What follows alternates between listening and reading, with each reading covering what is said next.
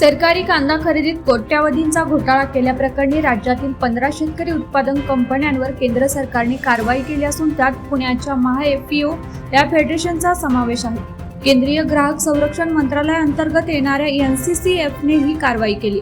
केंद्र सरकारसाठी शेतकऱ्यांकडून खरेदी केलेला कांदा वेळेत दिला नाही असा ठपका या कंपन्यांवर ठेवला आहे. भविष्यात त्यांच्याशी आणि त्यांच्या संचालकांशी कोणतीही व्यवहार न करण्याचे निर्देशही देण्यात आले आहेत. ग्राहकांना कांदा स्वस्त मिळावा यासाठी केंद्रीय ग्राहक संरक्षण विभाग नाफेड आणि एनसीसीएफ या संस्थेच्या माध्यमातून दरवर्षी उन्हाळी कांदा खरेदी करून साठवून ठेवतो. त्यासाठी शेतकरी उत्पादक कंपन्यांना हे काम दिले जाते. मात्र काही घोटाळेबाज उत्पादक कंपन्यांशी नाफेड आणि एनसीसीएफच्या भ्रष्ट अधिकाऱ्यांना हाताशी घेऊन 100% कांदा खरेदी न करता केवळ 63% कांदा खरेदी केला. इतकंच नव्हे तर हा कांदा ग्राहक मंत्रालयाला न देता परस्पर जास्त भावाने बाजारात विकला आणि कागदोपत्री कागदा सरकारला दिला असं दाखवलं.